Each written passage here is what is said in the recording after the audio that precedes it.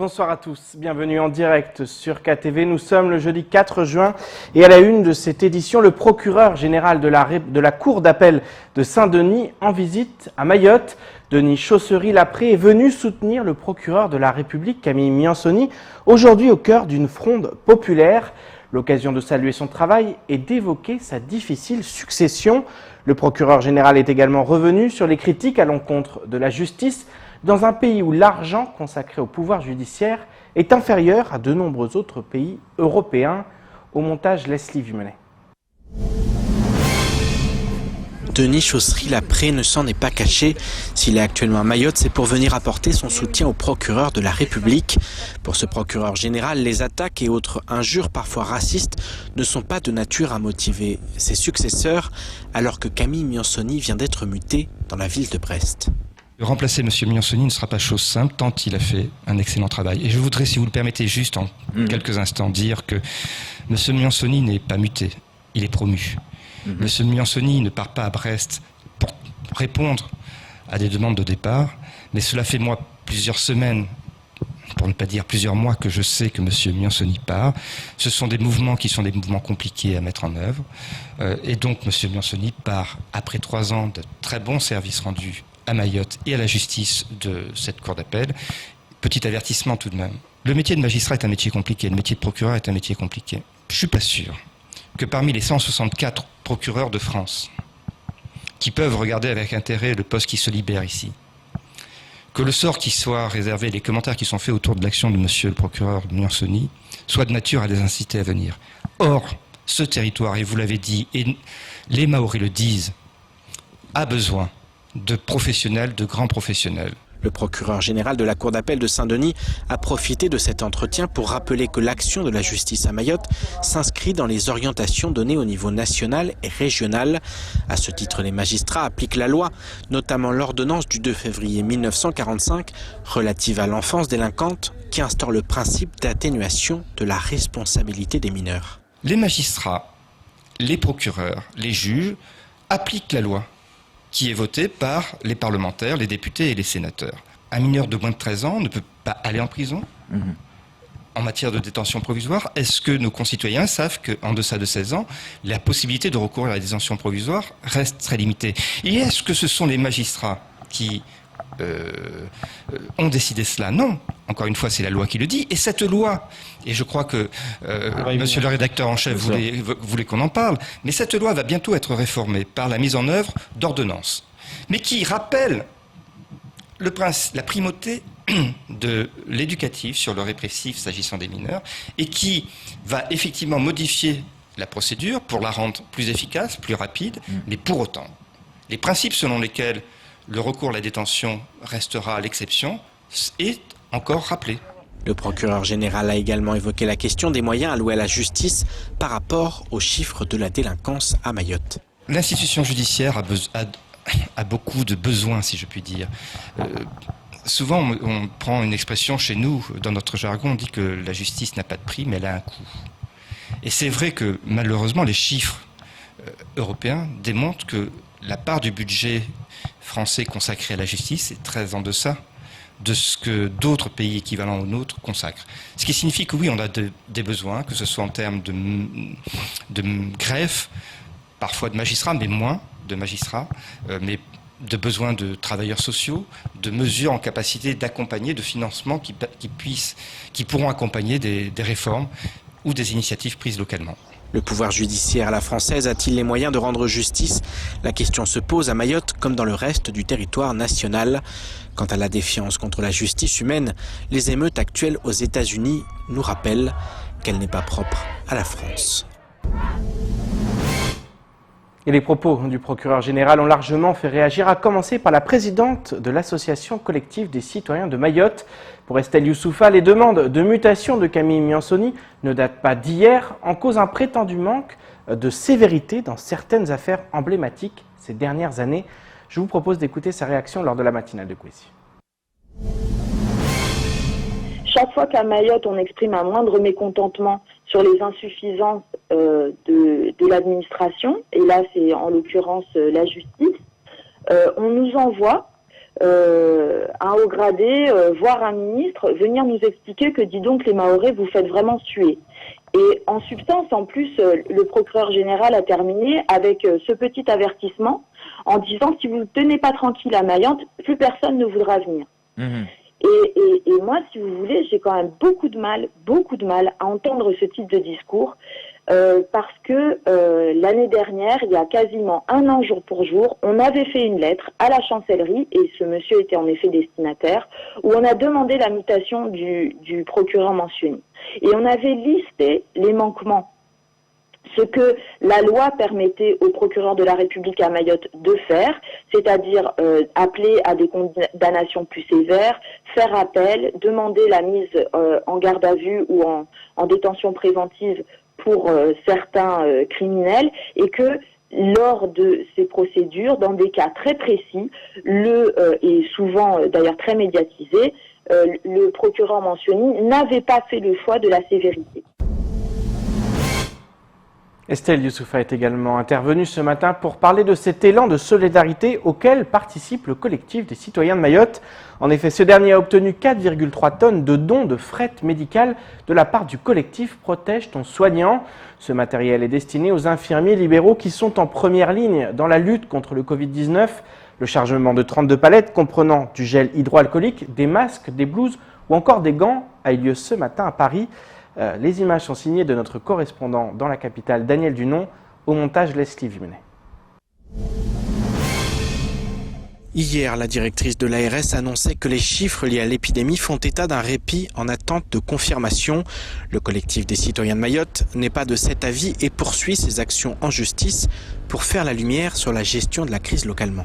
Écoutez, nous, on a décidé que on allait sur le terrain judiciaire pour aller rappeler l'agence régionale de santé et les hauts fonctionnaires qui sont chargés de la santé publique de leurs obligations légales, et qu'on ne pouvait pas bricoler à Mayotte, parce que vous voyez bien à l'évidence que sur un tout petit territoire de 375 km², Madame Voynet et son équipe ont complètement laissé échapper la situation épidémique. On est aujourd'hui lanterne rouge. Si l'association dénonce, elle se veut également un soutien au personnel soignant. À ce titre, près de 4,5 tonnes de matériel ont été chargés ce matin à Paris et ont pris la direction de l'aéroport Roissy-Charles de Gaulle. Donc c'est le collectif Protège ton soignant qui nous donne ces 4,5 tonnes. Et on a monté une chaîne humanitaire avec Écolotrans, les aéroports de Paris qui nous prêtent un hangar gratuitement, et Air Austral qui a accepté de les transporter gratuitement jusqu'à Mayotte. Donc c'est une énorme chaîne de solidarité, c'est les acteurs privés qui se sont mis en branle pour nous aider, et on destine toute cette aide aux infirmiers en libéral que vous avez probablement entendu, qui ont lancé un appel parce qu'ils n'ont pas reçu de matériel et ils ont beaucoup de mal à s'équiper. Ils sont en première ligne, ils vont aider les patients les plus vulnérables à domicile. L'aéroport Roissy-Charles de Gaulle est actuellement confronté à un embouteillage de fret à destination de Mayotte. Aucune date d'arrivée du matériel n'est donc pour l'heure connue. Néanmoins, sur place, tout est déjà prêt pour la distribution de ce matériel tant attendu par les personnels de santé qui travaillent en libéral. Ils pourront stocker et procéder eux-mêmes aux répartitions. On va les aider pour tout coliser, pour faire en petits colis, pour répartir de manière égale et équitable, et permettre à ce que les soignants puissent récupérer il y a à peu près 300 infirmiers libéraux et infirmières libéraux à Mayotte, et donc il y a les kinés aussi qui travaillent à domicile, enfin ils sont à peu près 300, et donc leur permettre de venir récupérer le matériel, et il va falloir qu'on divise tout parce que c'est beaucoup de palettes, 32 exactement. Donc on a des membres du collectif à Paris qui vont aider à ce qu'on fasse tout embarquer.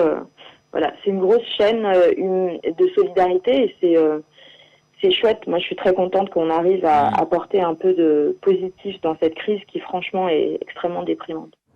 Un acte de solidarité de plusieurs dizaines de milliers d'euros. Le transport aérien offert par Air Austral équivaut à lui seul à 30 000 €. Une manière de remercier ces hommes et ces femmes de l'ombre, sans qui le bilan humain aurait été encore bien plus lourd. Depuis mardi, les restaurateurs de Lille ont pu réouvrir leurs terrasses pour accueillir leur clientèle sur place. Néanmoins, les mesures sont nombreuses pour pouvoir offrir un semblant de sociabilité aux habitants de l'île.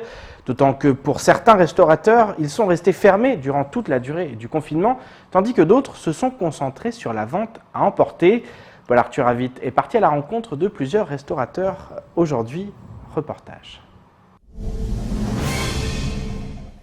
Entre gel hydroalcoolique, masque obligatoire, mesures de distanciation et limitation du nombre de personnes, les mesures sont nombreuses au Camion Blanc qui a pu réouvrir mardi pour le plus grand plaisir des habitués.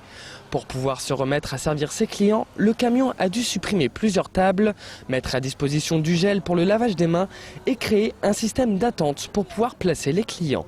Il y a certaines tables qu'on a supprimées quand les clients n'utilisent pas.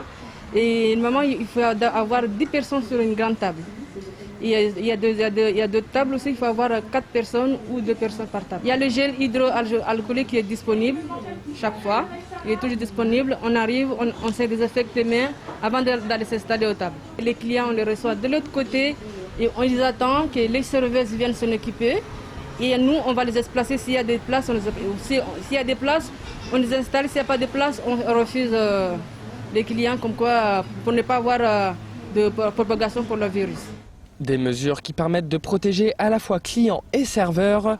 Pour sa part, le Mahazatre, situé à Passamenti, a pu faire de la vente à emporter durant le confinement. Pour pouvoir réouvrir sa terrasse, le restaurant a installé du gel hydroalcoolique, interdire aux personnes de s'installer à l'intérieur et marquer les emplacements de toutes les tables pour permettre la distanciation sociale.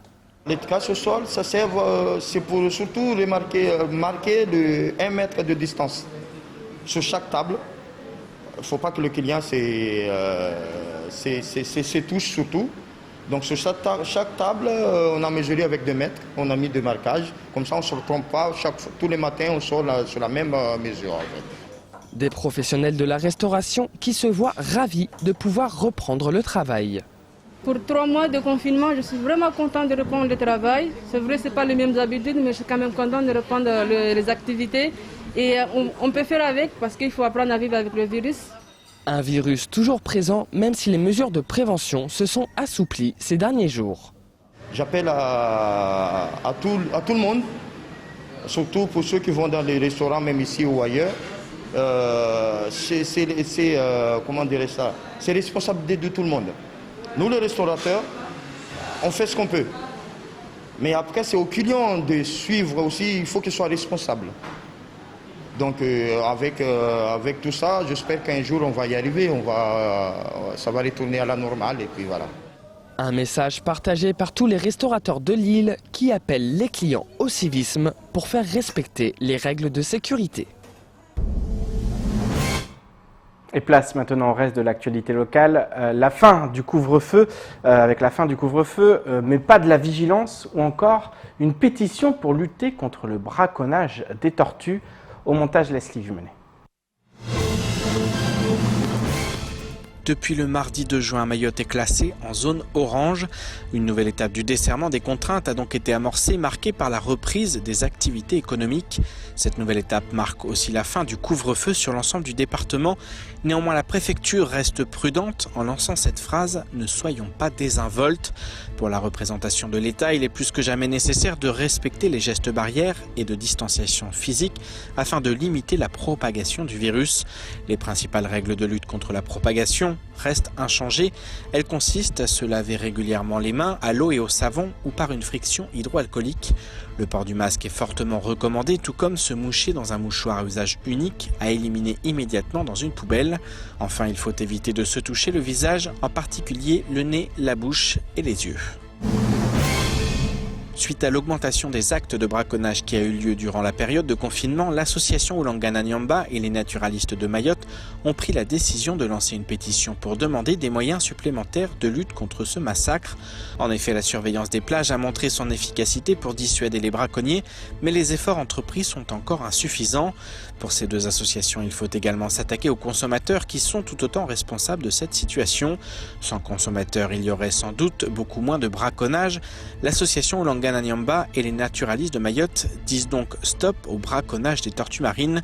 La pétition devrait faire des émules tant la relaxe de 2 braconniers il y a quelques semaines pour vice de procédure a ému la population.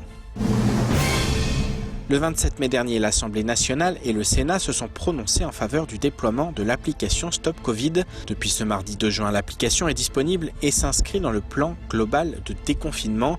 Elle a pour objectif de se protéger, de protéger les autres et de soutenir les efforts des soignants et du système de santé pour stopper au plus vite les chaînes de contamination et éviter une deuxième vague de l'épidémie. Son principe est le suivant, prévenir les personnes qui ont été à proximité d'une personne testée positive afin que celle-ci puisse être prise en charge le plus tôt possible. Cette application qui fait polémique se veut une aide complémentaire au travail des médecins et de l'assurance maladie pour identifier les personnes contacts et les prendre en charge. L'application est disponible à Mayotte, mais son succès interroge. En effet, l'appli est uniquement disponible en français. Si l'on y ajoute le peu de smartphones disposant d'une connexion Internet, la peur de partager des données, de se faire identifier ou de se faire localiser, Stop Covid risque fort de faire un flop localement. Ce 14 juillet 2020, jour de fête nationale, sera largement consacré à un hommage à tous ceux qui ont été en première ligne contre l'épidémie. C'est le cas des aides-soignants qui espèrent une prise de conscience autour de leur charge de travail. Car bien qu'ils soient au cœur du système de santé, ils n'ont pas connu de revalorisation salariale depuis 10 ans. Au centre hospitalier de la Côte-Fleurie, dans le Calvados, les aides-soignants représentent 30% des effectifs. Tous attendent de recevoir les primes exceptionnelles promises et des revalorisations nettes au long terme. Regardons plutôt ce sujet diffusé par nos confrères de TF1. Depuis 8 ans, Sandrine est aide-soignante. Est-ce que vous voulez prendre une petite compote ? Le matin, elle enchaîne les missions avec une collègue dans un service de gériatrie. Ça fait 14 toilettes pour 2. Les installer au fauteuil, faire manger ceux qui ne peuvent pas. La grande concertation autour du système de soins initié par le ministère de la Santé, Sandrine en attend beaucoup. Elle espère aussi une prise de conscience autour de la charge de travail des aides-soignantes.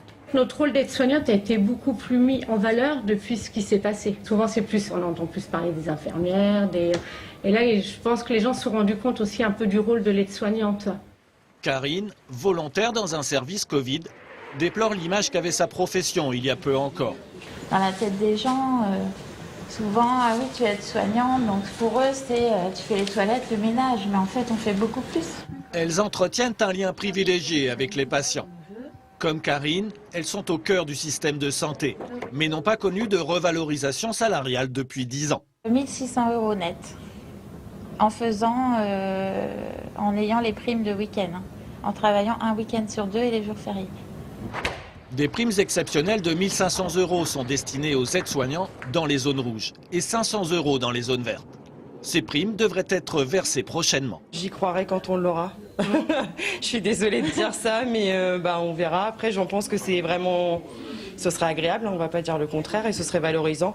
Dans cet hôpital de proximité qui compte 650 salariés, les aides-soignantes représentent 30% des effectifs. C'est ainsi que s'achève cette édition. Merci de nous rester fidèles sur KTV. Rendez-vous demain dès 19 h pour tout connaître de l'actualité locale. Excellente soirée sur Kwesi.